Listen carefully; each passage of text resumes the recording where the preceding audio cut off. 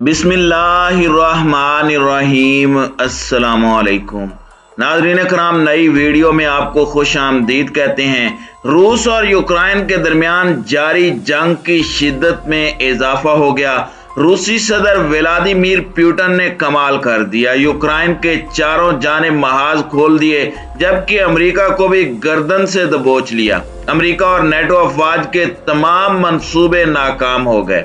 Video की तफसील में जाने से पहले चैनल पर नए आने वाले दोस्तों से गुजारिश है कि हमारे चैनल को सब्सक्राइब कर लें, बेल आइकन पर क्लिक कर लें, ऑल नोटिफिकेशंस को ऑन कर लें ताकि हमारी नई आने वाली वीडियोस आपको बर वक्त मिल सकें।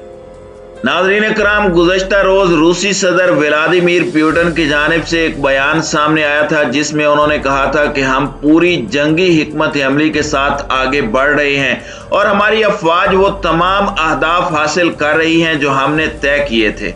अमेरिका, मगरबी ममालिक और दीगर ममालिक के अंदर तजिया कार ये डिस्कस कर रहे हैं कि आखिर रूसी अफवाज इतनी ज्यादा तादाद में होने के बावजूद अभी तक यूक्रेन के दारुल हुकूमत पर कब्जा क्यों नहीं कर सकी। कहा यह जा रहा था कि यूक्रेनी फौज की जानिब से मुज़ाहमत की जा रही है, इसी वजह से रूसी अफवाज सुस्त रवि का शिकार हैं और आहिस्ता आहिस्ता आगे बढ़ रही हैं। रूसी अफवाज को गिरफ्तार किया जा रहा है, रूसी अफवाज पर हमले हो रहे हैं, रूस के इतने तैयारे तबाह हो गए हैं, रूस के इतने टैंक्स तबाह हो गए हैं, रूस नाकाम हो रहा है, वगैरह वगैरह। अब कहानी खुलकर सामने आई है। जैसे ही पुतिन ने अपना पत्ता जाहिर किया है तो उसके बाद अमेरिका और उसके मगरबी इत्तेहादी सर पकड़ कर बैठ गए हैं। व्लादिमीर पुतिन ने ऐसी कमाल जंगी हिकमत अमली का मुजाहरा किया है कि अमेरिका को अपने तमाम ख्वाब मलिया मेट होते नजर आ रहे हैं।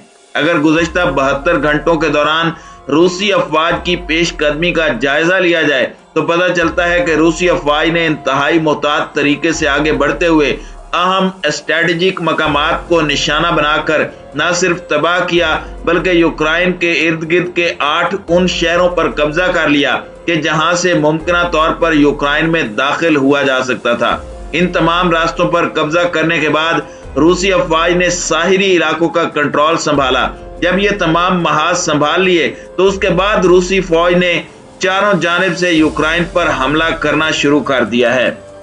नाज़रीन कराम, ऐसी जंगी हिकमत अमली अपनाई जा रही है कि जिससे यूक्रेन की 2 लाख फौज को तमाम महाजों पर इंगेज कर दिया गया है और यही जंगी हिकमत अमली थी जिसके जरिए पुतिन ने चारों जानिब यूक्रेनी फौज को इंगेज करना था। वगरना अगर कीव के महाज या दीगर 1-2 महाजों पर जंग शुरू हो जाती तो फिर रूसी फौज का संभलना मुश्किल होता और ऐसे में अगर मगरबी ममालिक की जानिब से उनको पीछे से कुमक मिलती रहती और उनको असला और गोला बारूद फराहम किया जाता तो फिर रूस के लिए मुश्किलात बढ़ सकती थी। इसीलिए व्लादिमीर पुतिन ने बड़े सोचे समझे मंसूबे के तहत चारों जानिब से यूक्रेन को घेरने के बाद अपनी अफवाज को कीव के पास पहुंचा दिया और कीव का मुहासरा कर लिया।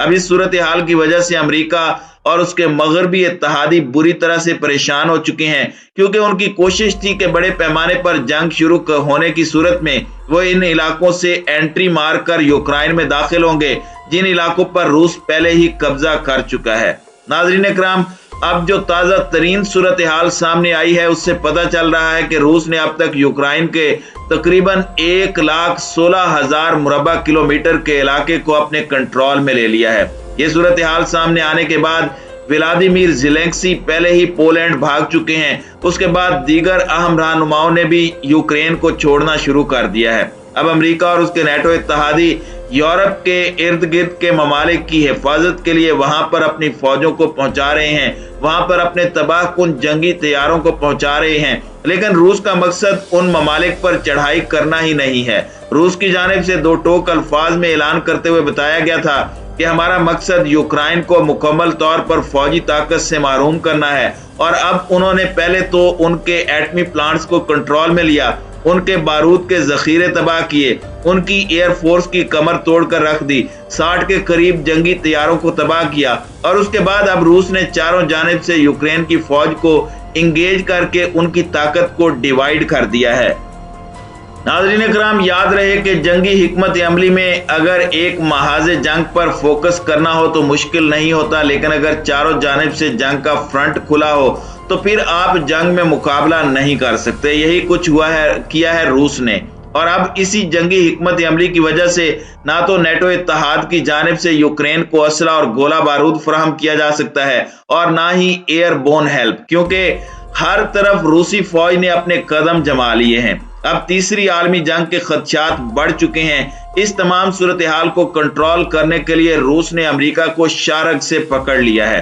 یاد رہے کہ پہلے سوویت یونین کو جب توڑا گیا تھا تو ایک سوچے سمجھے منصوبے کے تحت پورے روس کے اندر پیسیمزم کی خبروں کو پھیلایا گیا اور عوام کے اندر افراتفری پھیلا دی گئی تھی۔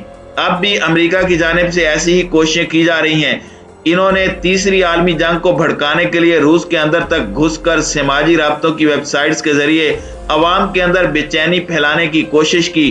اس تمام صورتحال کو کنٹرول کرنے کے لیے روس نے یوکرین اور دنیا کے دیگر ممالک سے ڈس انفارمیشن اور نفرت انگیز پروپیگنڈے کو روکنے کے لیے سوشل میڈیا پر پابندی لگا دی ہے۔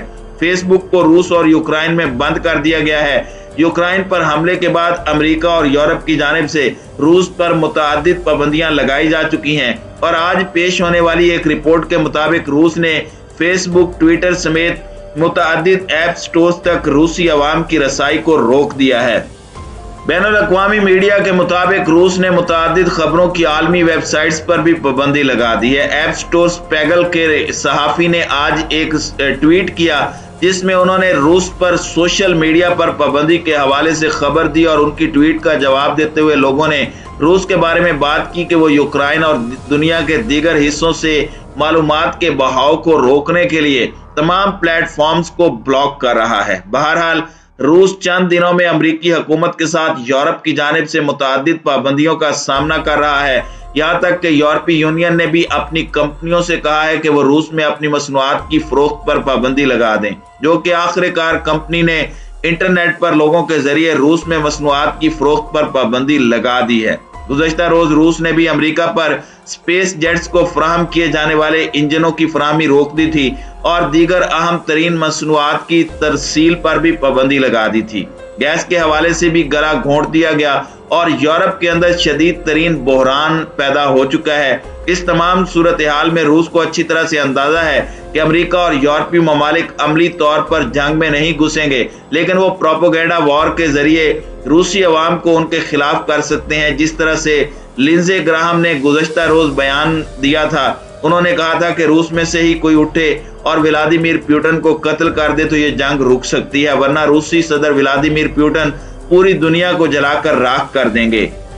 ناظرین کرام، یاد رہے کہ امریکہ اور نیٹو ممالک کے پروپیگنڈے پر روس کے اندر اس جنگ کے مخالف کچھ مظاہرے بھی ہوئے، لیکن روسی حکومت نے اسے کنٹرول کر لیا۔ اب امریکہ کی جانب سے سوشل میڈیا کے ذریعے جو پروپیگنڈا وار شروع کرنے کی کوشش کی جا رہی تھی، روس نے اسے بڑی کامیابی سے کاؤنٹر کر کے اس کا گلا گھونٹ کر اسے بند کر دیا ہے، اور امریکہ اب روس کے اندر تک پروپیگنڈا کرنے میں ناکام ہو چکا ہے۔ دوسری جانب روسی جنگی طیاروں نے گزشتہ 2 گھنٹوں میں متعدد اسٹریٹجک مقامات پر بمباری کی ہے اور کیف کے گرد گھیرا تنگ کیا جا رہا ہے۔ روس کے یوکرین پر ممکنہ قبضے اور اس کے بعد ایٹمی ہتھیاروں کے ہائی الرٹ ہونے کے بعد پورے یورپ کے اندر شدید بے چینی پھیل چکی ہے، اور روس کی جانب سے یوکرین کی ایٹمی تنصیبات کو تباہ کرنے کی خبروں کے بعد بیلجیم سمیت پورے یورپ میں ممکنہ طور پر ایٹمی حملوں سے بچنے کی تیاریاں شروع کی گئی ہیں۔ امریکہ اور اس کے اتحادیوں کو اچھی طرح سے اندازہ ہو چکا ہے کہ اگر انہوں نے روس کے ساتھ براہ راست پنگا لینے کی کوشش کی تو ان کی سرزمین بھی محفوظ نہیں رہ پائے گی۔ دوسری جانب روسی صدر ولادیمیر پوٹن جنگ کے خاتمے تک انڈر گراؤنڈ ہو چکے ہیں اور جنگ کے کسی بھی قسم کے نتائج کے لیے وہ مکمل طور پر تیار ہیں۔ انہوں نے فیصلہ کیا ہے کہ روس کے ارد گرد منڈلانے والی تمام خطرناک گیدوں کو ایک ہی وار میں ختم نہ کیا تو آئندہ روس کے مستقبل کے لیے یہ بڑا خطرہ ثابت ہوں گی۔ اس سے پہلے کہ اس کے ہمسایہ ممالک سے نیٹو اور امریکہ کی جانب سے ایٹمی حملہ کر کے ماسکو کو تباہ و برباد کر دیا جائے، انہوں نے ان تمام ممالک کو خطے سے نکال باہر کرنے کے لیے اس جنگ کا آغاز کیا ہے۔ اب یہ جنگ ہر گزرتے دن کے ساتھ شدت اختیار کرتی جا رہی ہے اور اس کے اندر امریکہ اور اس کے نیٹو اتحادیوں کا عمل دخل مکمل طور پر شروع ہو چکا ہے۔